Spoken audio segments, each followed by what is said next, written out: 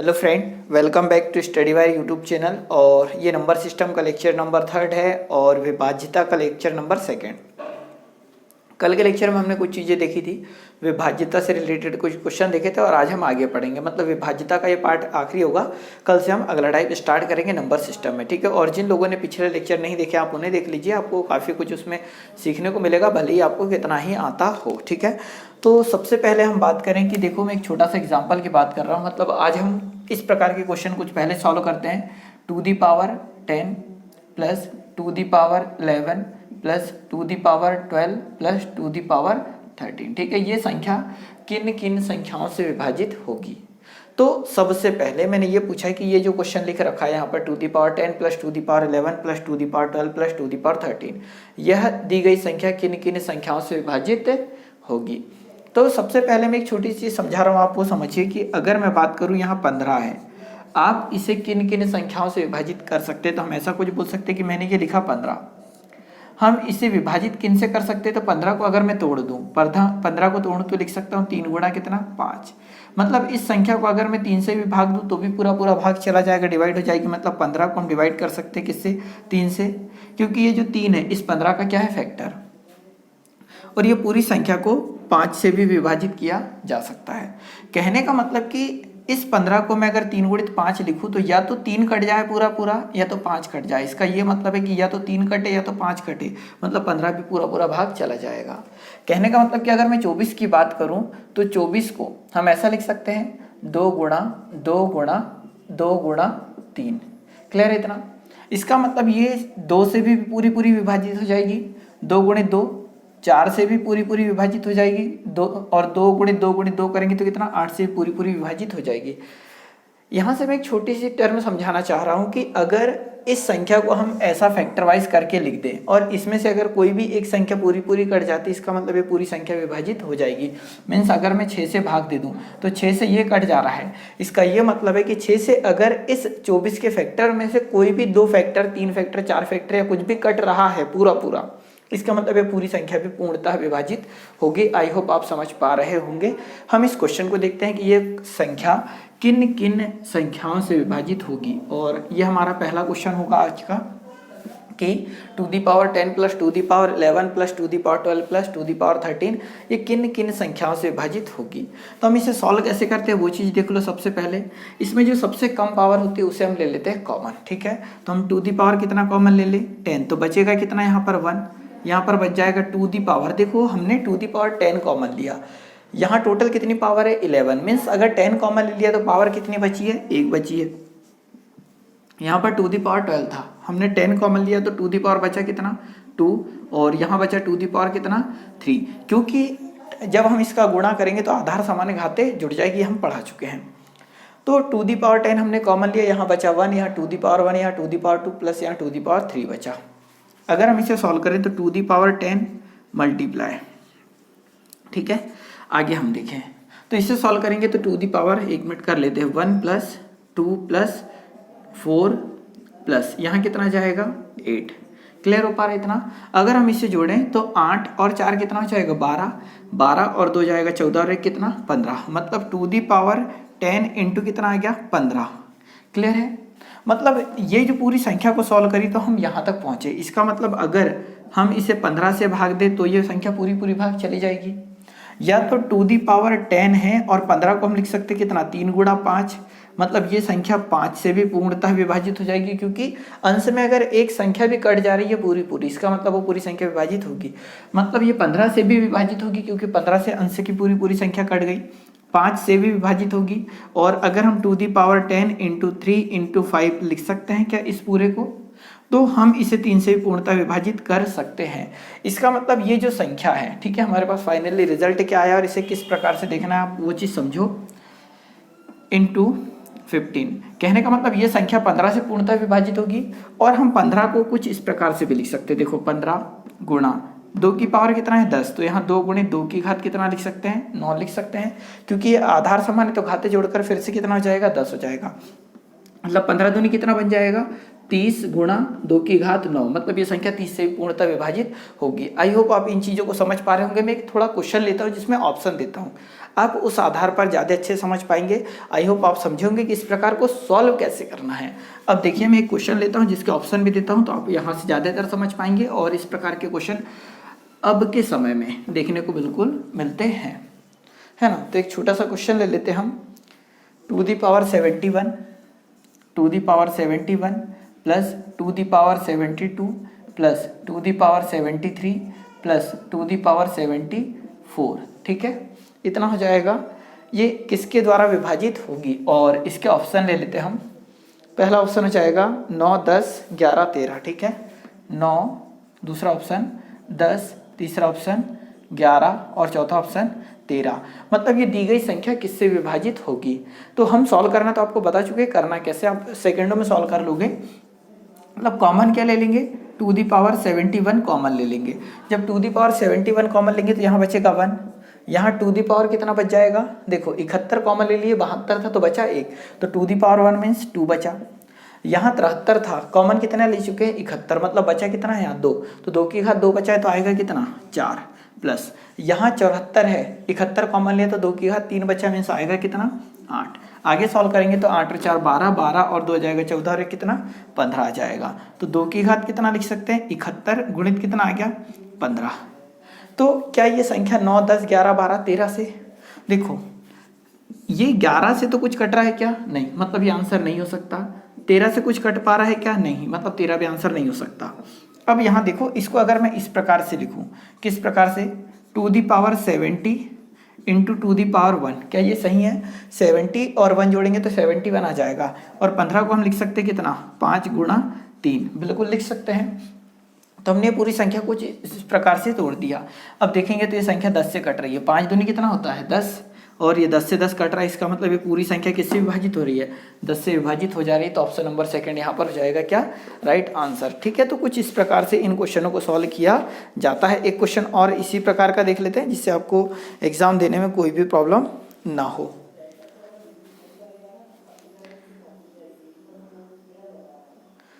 अगला क्वेश्चन कुछ इस प्रकार से हो जाएगा, देखो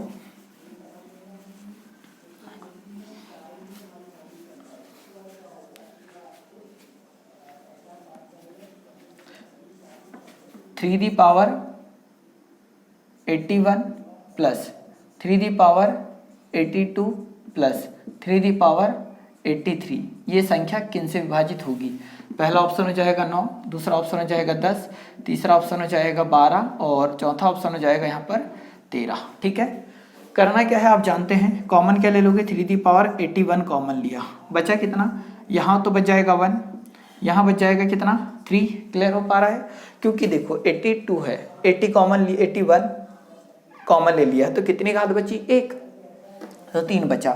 यहाँ 83 था, 81 कॉमन ले ली तो 3 की घात कितना बचा 2, और 3 की घात 2 मीन्स कितना आ जाएगा 9, तो 9 और 1 कितना हो गया 10, 10 और 3 कितना हो गया 13, तो 3 की घात 81 गुणा कितना आ जाएगा 13 आ जाएगा। ये चीज़ आप समझ पा रहे हैं कि एक मिनट में ये ऑप्शन बदल देता हूँ, है ना, यहाँ थोड़ी सी प्रॉब्लम, नहीं तो आप 2 आंसर आने लगेंगे, क्लियर है।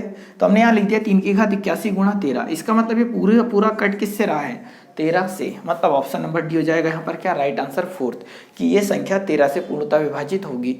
अब इस प्रकार का अगर कोई भी क्वेश्चन आपके पेपर में आता है तो आप बिल्कुल सॉल्व कर पाएंगे, क्लियर है। अब देखो हम थोड़ा सा आगे बढ़ते हैं, और विभाज्यता के अंतर्गत ये चीज़ें नॉर्मली देखने को पेपर में मिलती है। अब देखो कोई संख्या, क्वेश्चन हो जाएगा कोई संख्या 2 अंकों के पुनरावृत्ति, ठीक है, एक मिनट, पुनरावृत्ति पुनरावृत्ति,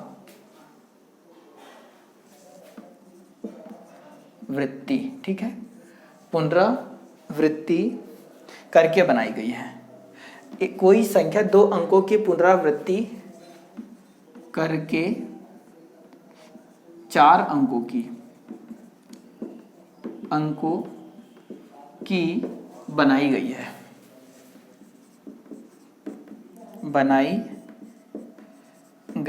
है, तब वह संख्या हमेशा विभाजित होगी। पहला ऑप्शन हो जाएगा 7, दूसरा ऑप्शन हो जाएगा 13, तीसरा ऑप्शन यहाँ पर हो जाएगा 1, 0, 1 और चौथा ऑप्शन हो जाएगा 100। ठीक है, तो देखो क्वेश्चन क्या है कि कोई संख्या 2 अंकों की पुनरावृत्ति करके 4 अंकों की बनाई गई है, तब वह संख्या हमेशा विभाजित होगी। कहने का मतलब 2 अंक है, समझना इस क्वेश्चन को। और ये ऐसे क्वेश्चन पेपर में आते हैं जिसे आप देखते से ही आंसर लगा दोगे। मीन्स अगर 2 अंक होते 2 और 3, तो 2 अंकों के पुनरावृत्ति करके 4 अंक की बनाई है, मतलब इसको हम लिख सकते हैं 2 3 2 3। क्या ये 4 अंक की संख्या बन चुकी है? 2 3 2 3। या तो हम अगली संख्या ये भी बोल सकते थे कि 5 2, अगर ये हमारे पास 2 अलग अलग अंक है 5 और 2, अगर हम इसकी पुनरावृत्ति करना चाहते तो ऐसा कुछ लिख सकते थे 5 2 5 2। क्लियर हो पा रहा है? मतलब अब देखो ये संख्या किससे विभाजित होगी, तो हमने लिखा है 7 13 101 और 100। यदि आप चाहो तो इसे बिल्कुल ट्राई कर सकते हैं। ठीक है, तो देखो ये संख्या हो या ये संख्या हो, एक छोटा सा मैं प्रैक्टिकल बता देता हूँ, फिर उसके बाद मैं डायरेक्ट बता दूंगा कि इसे सॉल्व कैसे करते हैं ना, देखते से आंसर आप लगा सकते हैं। अब ये देखो हमारे पास ये है, मैं डायरेक्टली ऑप्शन नंबर 3 ले रहा हूँ यहाँ 101। अगर हम इसे 101 से डिवाइड करें तो 101 का 2 बार गुणा करेंगे तो कितना आ जाएगा? 202 हो जाएगा। क्लियर है? माइनस करेंगे, 2 में से 2 जा रहा होगा 0, यहाँ जाएगा कितना 3, यहाँ जाएगा 0, मतलब कुछ बचेगा क्या? नहीं, तो उतारने की जरूरत नहीं, उतारा कितना 3। अब 101 दिया कितना हो जाएगा? 303। क्या ये पूरी पूरी विभाजित हो गई? किससे? 101 से। हमने एक अलग अंक ले लिए थे 5 और 2, इसके रिपीटेशन से अगर हम संख्या बनाएं, जैसे मैं ले लेता हूँ 3 और 4, कोई भी संख्या ले सकते, कोई दिक्कत नहीं। 2 अंक अलग ले लिए मैंने 3 और 4, इनके रिपीटेशन से अगर 4 अंक की संख्या बनाए तो कुछ इस प्रकार से बनेगी 3 4 3 4। क्या ये संख्या भी 101 से पूर्णतः विभाजित हो रही है या नहीं, चेक कर लेते हैं। तो अगर हम 3 बार पहाड़ा पढ़े तो 101 दिया कितना हो जाएगा? 303। क्लियर है? 3 से 3 कट गया, यहाँ जाएगा 4 0 4, ऐसी कुछ बचेगा क्या? अब हम 101 का 4 बार जब पहाड़ा पढ़ेंगे तो आ जाएगा कितना? 404, मतलब फाइनली कुछ बच रहा है क्या? नहीं बच रहा है। क्लियर हो पा रहा है? इसका मतलब कोई भी ऐसी संख्या हो, समझना, जो कि 2 अंकों की पुनरावृत्ति से बने, वो संख्या हमेशा, और 2 अंकों की पुनरावृत्ति से बने और 4 अंकों की हो, वो हमेशा और हमेशा 101 से पूर्णतः विभाजित होगी। अब एक चीज और समझो, देखो करना किस प्रकार से है। सपोज कि वो 2 अंक x y होते, क्या होते? 2 अंक x और y होते, तो एक अंक x हो गया, एक हो गया y। हमने अभी 2 और 3 लिया था। अगर इसकी पुनरावृत्ति करके, रिपीटेशन करके 4 अंकों की संख्या बनाते तो क्या बनती? x y, ऐसी कुछ बनती क्या? अब देखो x y 4 अंकों की संख्या तो x y बनती। करना क्या है, देखो इस x की जगह लिखो 1, y की जगह 0, इस x की जगह 1, जो संख्या मिली वही होगा हमारा आंसर। ठीक है, मतलब 101, ये जो संख्या है हमेशा और हमेशा 101 से विभाज्य होगी। ये समझ पा रहे हैं? अगर ये कुछ इस प्रकार की संख्या होती,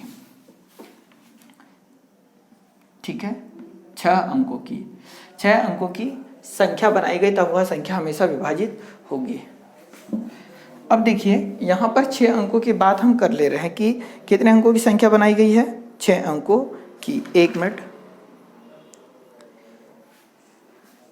हिंदी पे मत जाना है ना, जहाँ पर भी मैंने हिंदी लिख रखी है। अब देखो ये अगला क्वेश्चन हमारे पास आ गया कि कोई 2 अंक है हमारे पास और कोई संख्या 2 अंकों की पुनरावृत्ति करके 6 अंकों की बनाई गई, तब वह संख्या हमेशा विभाजित होगी। सपोज कि अगर वो 2 अंक x और y होते तो इनसे रिपीट करके 6 अंकों की अगर हमको संख्या बनाना होता तो हम संख्या क्या बनाते? x y x y। क्या यही संख्या हम बनाते कि 2 अंक का 2 अंक हमारे पास x y थे, रिपीट करके x y होता। मतलब अगर मैं इसे गणितीय रूप में लिखूं तो मैं ये बोल सकता कि 2 और 5 अगर हमारे पास 2 अंक होते तो 6 अंकों की संख्या इनकी रिपीटेशन करके बनाते तो क्या लिखते? 2 5 और 2 5। क्या ये 6 अंकों की संख्या बन रही है? वो भी 2 अंकों की रिपीटेशन थे, तो जस्ट हमने ऐसा बनाया। किस संख्या से ये विभाजित होगी? तो जितने x है उनकी जगह लिख दो कितना? 1 1 और 1, इसके बीच में ये y आया था यहाँ 0 और यहाँ 0, मतलब ये जो संख्या बनी है वो हमेशा और हमेशा 101 से विभाजित होगी। ये चीज़ समझ पा रहे हैं क्या आप? तो नहीं समझ पा रहे तो थोड़ा सा बैक करो, और समझ पा रहे तो बहुत अच्छी बात है। चाहो तो आपके पास कैलकुलेटर है, इस संख्या को इससे विभाजित करके देख लो, पूर्णतः विभाजित होगी। या आपके पास अगर कोई भी संख्या हो तो आप सॉल्व कर सकते हैं। अब आगे देखो, कोई संख्या 3 अंकों की पुनरावृत्ति करके 6 अंकों की बनाई गई, तब वह संख्या हमेशा विभाजित होगी। मैंने ये अगला क्वेश्चन बना दिया यहाँ पर, समझना कि कोई संख्या है, एक संख्या है 3 अंकों की पुनरावृत्ति करके 6 अंकों की बनाई गई, तब वह संख्या हमेशा विभाज्य होगी। 3 अंक की बात कर रहे हैं तो हम 3 अंक क्या ले सकते हैं, x, y और z। कितने अंकों की संख्या बनानी है, 6 अंकों की संख्या बनानी है, वो भी इनका रिपीट करके, मतलब x, y, z, x, y और z, ये बन गई। मतलब अगर हम इसे गणितीय रूप में देखते तो हम ये बोल सकते हैं कि हमारे पास 2, 5 और 7 3 अंक है, इनका रिपीट करके एक संख्या अगर हमें बनाना होता तो हम संख्या को क्या लिख सकते थे, 257 लिख सकते थे। क्या ये 6 अंकों की संख्या बन गई? तो बिल्कुल ये 6 अंकों की संख्या बन गई। मतलब 3 अंक इस प्रकार से लेना है, रिपीट करके कुछ इस प्रकार की संख्या बनेगी। और अगर हम इसे न्यूमेरिक इस फॉर्म में लिखें, ठीक है, जो हम पढ़ते हैं, अगर इसमें देखें तो एक्स वाई जेड हमने 3 अंक माने, और इन एक्स वाई जेड से अगर 6 अंकों की संख्या बनानी होती तो एक्स वाई जेड 6 अंकों की संख्या बन जाती। अब ये हमेशा विभाजित होगी, तो मैंने ये बोला कि जहाँ पर एक्स है वहाँ पर लिख दो 1, ठीक है, और उनके बीच में जितने अंक थे उतने क्या लिख दो, 0 लिख दो। मतलब ये जो संख्या है, ये पूरी की पूरी जो संख्या बनेगी, ये वाली संख्या वो हमेशा और हमेशा 1001 से पूर्णतः विभाजित होगी। ठीक है, समझ पा रहे होंगे। अगर यहाँ पर आ जाता ऐसा, देखो अगला क्वेश्चन, ठीक है, वो क्वेश्चन आप उतार लेना। 9 अंकों, ऐसे कुछ लिखते हैं कि 12 लिख देते हैं ना,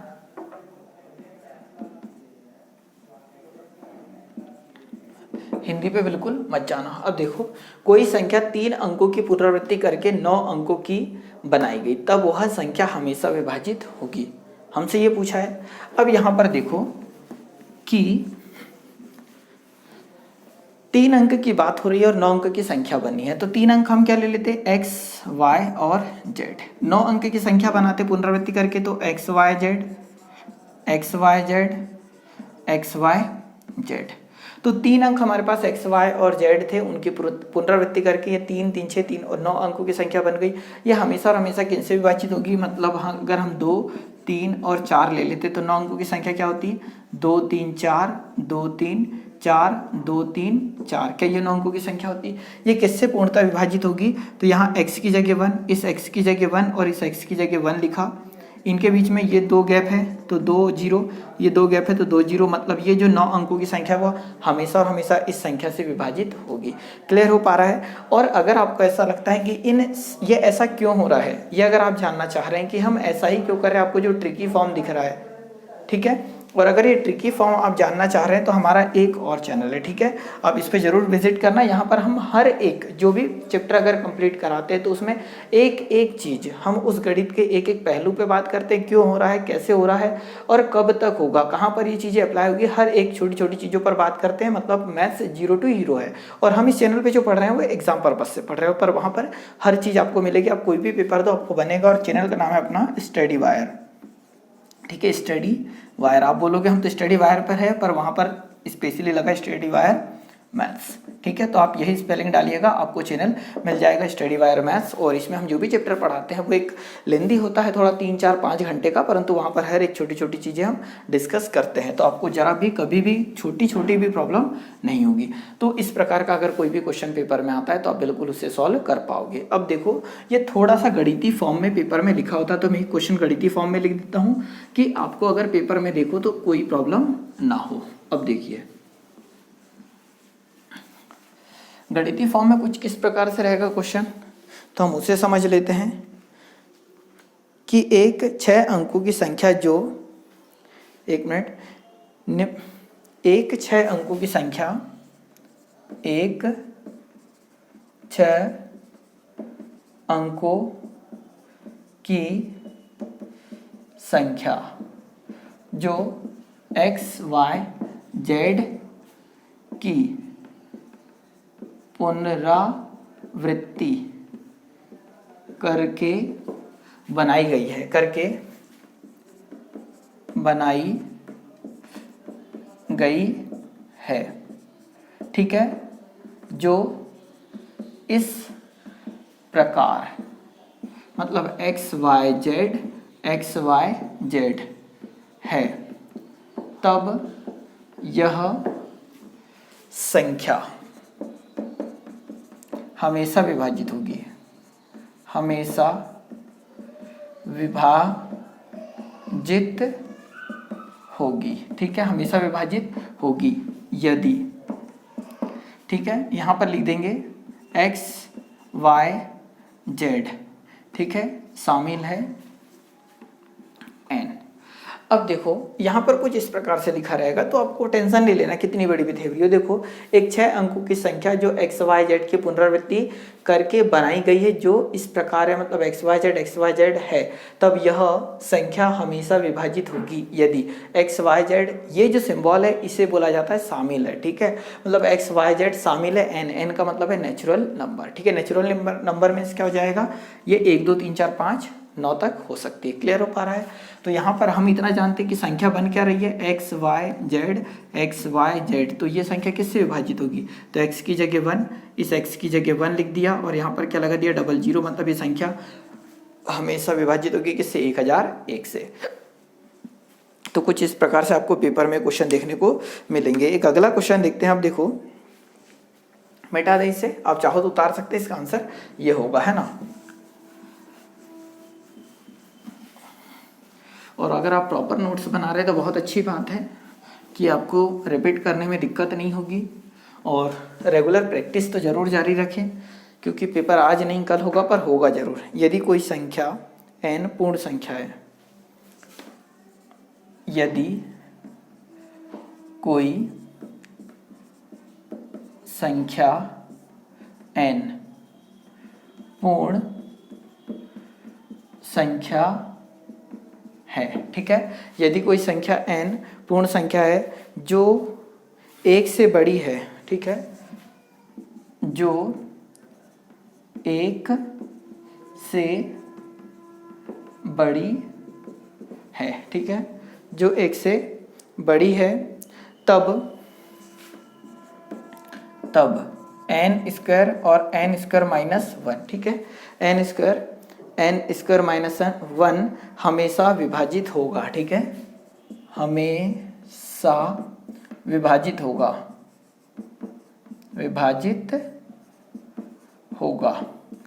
पहला ऑप्शन यहाँ पर आपको मिल जाएगा 16 12 10 8, ठीक है, 16 12 10 और 8, ये दूसरा ऑप्शन, ये तीसरा और ये चौथा। देखो इस प्रकार के क्वेश्चन पेपर में अब आते हैं कि यदि कोई संख्या n पूर्ण संख्या है, हम जानते हैं कि पूर्ण संख्या क्या होता है, क्लियर है, जो 1 से बड़ी है, पूर्ण संख्या तो है पर 1 से क्या है, बड़ी, तो 1 से बड़ी है कहने का मतलब कि 2 3 4 5 जो n की वैल्यू है वो ये हो सकती है, 1 2 3 4 5 आगे कुछ भी, सॉरी 1 से बड़ी में ये हो सकती है, बड़ी है, तब n स्क्वायर पुस्तक में n स्क्वायर माइनस 1 हमेशा विभाजित होगी।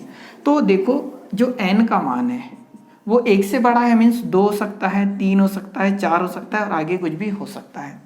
ये संख्या विभाजित है, ये पूछा है, तो n स्क्वायर और n स्क्वायर माइनस 1, यहाँ पर अगर मैं n की वैल्यू सपोज 2 मान लेता, क्योंकि एक मान नहीं सकते, यहाँ लिखा हुआ है कि n की जो वैल्यू है 1 से बड़ी है, तो n की वैल्यू सपोज कि मैंने मान ली होती कितनी, 2 मान ली होती, तो n की वैल्यू 2 मान लेते, तो अगर मैं यहाँ 2 लिख दूँ तो 2 का वर्ग माइनस 1 ऐसी कुछ होगा, सॉल्व करेंगे तो 2 का वर्ग 4, यहाँ 2 का वर्ग 4 माइनस 1, सॉल्व करेंगे तो 3 चौक कितना आएगा, 12, बना कितना 12, और ऑप्शन में भी क्या है हमारे पास 12, कहने का मतलब ये संख्या हमेशा और हमेशा किससे विभाजित होगी, यदि n का मान 1 से बड़ा हो तो 12 से विभाजित होगी। तो अब यहाँ समझो कि जब ऐसे क्वेश्चन आए तो आप ज़्यादा दिमाग ना पचाते हुए यहाँ पर n की हमेशा वैल्यू की बात करेगा कि n है क्या, क्योंकि एक क्वेश्चन और हम ले रहे हैं, तो उसने बोला कि n पूर्ण संख्या है जो 1 से बड़ी है। अब 1 से बड़ी है तो हमने n का मान डायरेक्टली 2 मान लिया, कोई दिक्कत नहीं, 1 2 मान लो, 3 मान लो, जो भी मन करे वो मान लो, और जो हमने n का मान माना है वो यहाँ पर पुटअप कर दो, रख दो, सॉल्व करोगे तो जो वैल्यू आएगी उससे पता चल जाएगा कि वो किससे विभाजित हो रही है। परंतु कुछ स्टूडेंटों के माइंड में आ रहा होगा कि सर अगर हम 3 मानते तो क्या होता, तो बिल्कुल 3 मान सकते हैं। देखो अगर हम 3 मान रहे होते तो n की वैल्यू कितनी है 3, और n की वैल्यू अगर 3 होती तो 3 का वर्ग 9, 3 का वर्ग 9, 9 माइनस 1 कितना आ जाता 8, और 8 नाम कितना आ जाता 72। अब देखोगे यहाँ 72, हमें देखो जब हमने n का मान 2 लिया तब भी 12 से विभाजित हुआ, n का मान 3 लिया तब भी 8 से तो विभाजित हो रहा, कोई बात नहीं, परंतु अभी भी 12 से क्या हो रहा है, विभाजित हो रहा है। अगर आप 4 भी लोगे n का मान तब भी 12 से विभाजित होगा, इसलिए ऑप्शन नंबर सेकंड हो जाएगा यहाँ पर राइट आंसर। ठीक है, इस प्रकार का एक क्वेश्चन और ले लेते हैं कि अगर पेपर में आए तो आप परेशान ना हो और आपको ज़्यादा भटकना ना पड़े। अब देखो व्यंजक, मिटा दे इसे, चाहो तो आप स्क्रीनशॉट ले सकते हैं।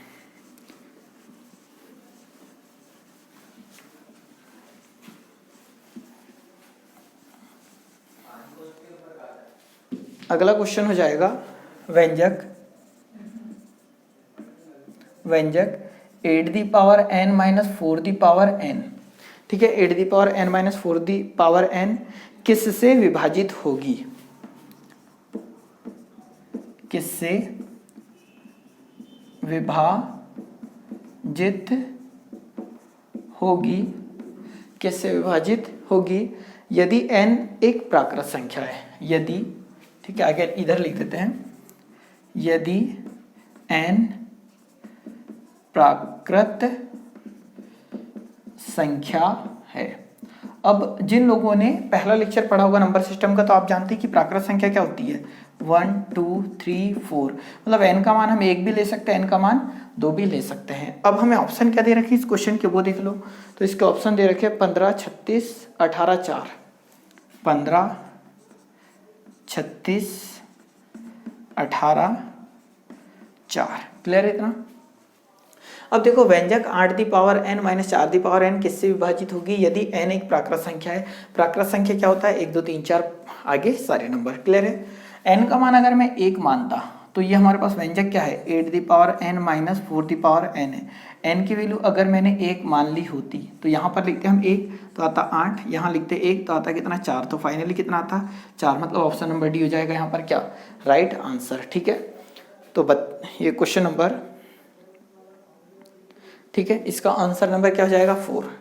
n का मान अगर आपको लगता है कि हम 2 मान लेते तो यहाँ लिख लो 8 की घात 2 माइनस 4 की घात 2 लिखते, 8 का वर्ग कितना होता 64, 4 का वर्ग कितना होता 16, 14 में से जब आप घटा रहे होते कितना 6 तो बचता कितना, 14 में से 6 घटा रहे होते तो बचता 8, और यहाँ 5 में से 1 घटाएंगे तो कितना बचेगा 4, 48। क्या 48 भी 4 से विभाजित हो रहा है, तो बिल्कुल हो रहा है।